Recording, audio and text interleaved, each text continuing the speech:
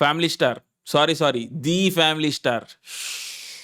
Night నుండే కథలు పుకార్లు స్టార్ట్ అయిపోయినాయి మూవీ గురించి. వద్దురా బాబు అన్న మెసేజ్లు ట్వీట్లు వస్తూనే ఉన్నాయి. ఒక్కో కథ, ఒక్కో మెసేజ్, అబ్బో ఆనిముత్యాలు. బట్ అయినా సరే నాది గట్టి గుండె కాబట్టి, అదే కొవ్వు పట్టి గట్టిగా అయిన గుండె కాబట్టి ఓంపేట్ల జైపేట్ల అని నామస్మరణ చేసుకుంటే థియేటర్లో కూర్చున్నా. అండ్ ఎప్పట్లాగానే గుడి బయట చెప్పులు వదిలిపెట్టినట్టు నా థియరీలు, జడ్జిమెంట్లు, భయాలు, అభద్రతా భావాలన్నీ థియేటర్ బయటనే వదిలేసి కంప్లీట్ ఓపెన్ మైండ్ తో వాచ్ చేసిన మూవీ. సో చూసిన తర్వాత వర్డిక్ట్ ఏంటంటే, పేట్ల మామ ఏం చేసిండంటే, ఐరన్ ఉంటది కదా, దాన్ని ఫస్ట్ బాగా నానబెట్టి తుప్పు పట్టించిండు, తర్వాత ఉంచిండు, నెక్స్ట్ లైన్ లో నిలబెట్టి దించిండు. అది మ్యాటర్. ఎంత దారుణం అంటే చక్కగా దించిన అయిపోతుండే, కానీ ఉంచి మరి దించిండు. అది బర్దాష్ అయితే లేదు. అసలే ఎండలు. సో నేను డౌటే, ఉంటానో పీక్తనో చూడాలి ఇక రివ్యూ అయ్యే లోపల. సోయా ఇప్పుడు చించి బాగా విస్తారంగా మాట్లాడాలంటే మూవీ ఎక్కువ టైం ఏం తీసుకోదు. టక హీరోయిన్ ఎంట్రీ అయిపోతుంది. సో ఓపెనింగ్ నుండే ఉంచుడు అనేది స్టార్ట్ అవుతుంది. కానీ ఏకదమ్ డైరెక్ట్ గా కాదు, మెల్లమెల్లగా ఆరాంసే అన్నట్టు. ఏమో అనుకున్నా గానీ పేట్ల మామకు 4 ప్లే తెలుసు,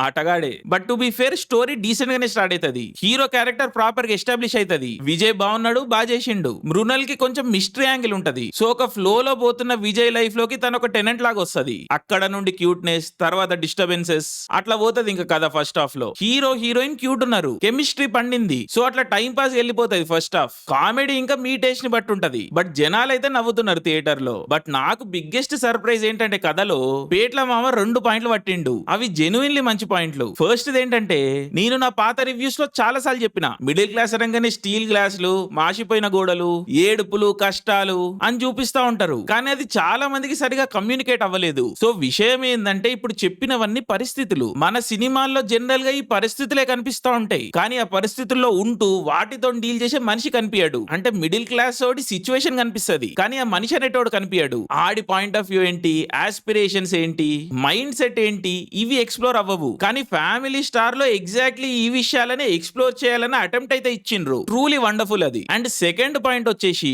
ఆ ఉన్న దరిద్రాలనే పర్వర్షన్ లాగా చేసుకొని అక్కడనే ఉండిపోవాలని కాకుండా బాగుపడాలి, సంపాదించాలి అన్న ఒక ఐడియాని రీజనబుల్లీ ఎస్టాబ్లిష్ చేసిండ్రు. నేను నా పర్సనల్ లైఫ్ లో ఎప్పుడు చెప్తా ఉంటా, సేవింగ్ ఈజ్ నాట్ ఎర్నింగ్ అని. పొదుపు చేయడం మంచిదే, కానీ అది సంపాదన కాదు. సేవింగ్ అనేది ఎక్స్ట్రా, కానీ ఫోకస్ ఎప్పుడు ఎర్నింగ్ మీదనే ఉండాలి. సేవింగ్స్ తోని ఎర్నింగ్స్ ని రీప్లేస్ చేయడానికి చూడకూడదు. ఇది విన్నప్పుడు అందరు తలకాయ ఊపుతారు, కానీ పాటించలేరు, అర్థం కాదు. బట్ ఇదే విషయాన్ని ఫ్యామిలీ స్టార్ లో ఎక్స్ప్లోర్ చేసిండు పేట్ల మామ. సో నేనైతే పర్సనల్లీ అప్రిషియేట్ చేస్తా భయ్ ఈ విషయాన్ని. మెయిన్ స్ట్రీమ్ తెలుగు సినిమా అనేది మంచి విషయాలు చెప్పాలి అని నమ్మే వ్యక్తిని నేను. So good job. ఈ 2 పాయింట్లు బాగున్నాయి. బట్ ఇదంతా ఇంటర్వెల్ కి ముందు 15 నిమిషాల్లో అయిపోతుంది. మరి మిగిలిన 2 గంటలు ఉంచుడు దించుడే. ఎస్పెషల్లీ సెకండ్ హాఫ్ లిటరలీ ఎటు పోదు కదా. యుఎస్ఏ పోయినా ఊటీ పోయినా ఫరక్ పడదు, కానీ పోతారు. అండ్ పోయి టైమ్ స్క్వేర్ లా గలీజ్ పెంట చేస్తారు. ఇవి ఎట్లా ప్రూవ్ అయితే మరి దేవునికే తెలియాలిగా. And as usual absurd, random and most silly వేలో కథ ఎండ్ అవుతుంది. వదిన ఫ్యామిలీ అదంతా no writing, heroine arc no writing, dialogue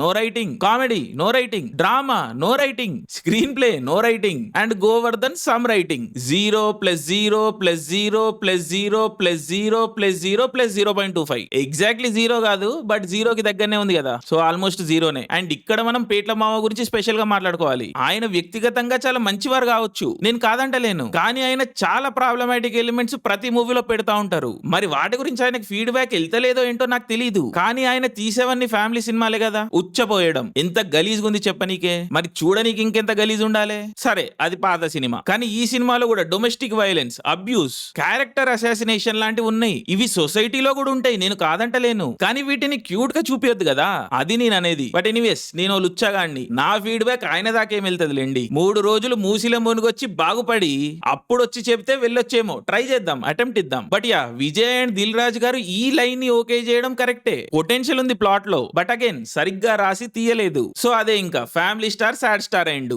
surprisingly Mrunal కి పెద్దగా చేయనీకేం లేదు మూవీలో. ఎస్పెషల్లీ సెకండ్ హాఫ్ లో చాలా తక్కువ డైలాగ్ ఉంది. సో ఆ ఏవన్డీలు ఎక్స్పెక్ట్ చేసి వస్తే డిసప్పాయింట్ అవుతారు. And rest of the cost కూడా చెల్తా, ఏం రోల్స్ లే వాళ్ళకి. టెక్నికలీ చాలా వీక్ ఉంది మూవీ. కాస్ట్యూమ్స్ తప్పించి మిగిలిన ఏ డిపార్ట్మెంట్స్ కూడా ఇంపాక్ట్ క్రియేట్ చేయలేకపోయినాయి. స్కోర్ గురించి ఎంత తక్కువ మాట్లాడుకుంటే అంత మంచిది. టీవీ సీరియల్ అంటారు చాలా మంది, కాదు college short film level music ఇది. టూ బ్యాడ్ ఉంటది కొన్ని చోట్ల, వెరీ అన్ఫార్చునేట్. బట్ బట్ పాటలు ఓకే ఇంకా అలవాటైపోయినాయి. And ya Vijay one man show try చేసిండు, బట్ చూడాలి ఇంకా రిజల్ట్ ఎట్లా వస్తుందో. మీరు కూడా చూసి చెప్పండి మీకు ఎట్లా అనిపించింది అని. నాకైతే చెప్తున్నా కదా, కళ్ళల్లో కారం కొట్టి నోట్ల పేపర్ గుక్కి కారం దోశ ఎట్లుందని అడిగితే ఎట్లుంటదో అట్లుంది. హోప్ ఉన్న కదనే, కానీ లాగేసుకున్నారు. సరే మిడిల్ క్లాస్ కి అలవాటే కదా న్యూయార్క్ పోయి గొబ్బొమ్మలు పెట్టుడు. నేను పోయి చేతులు కడుక్కుంటా, మీరు పోయి సినిమా చూడండి. The family star. జై హింద్.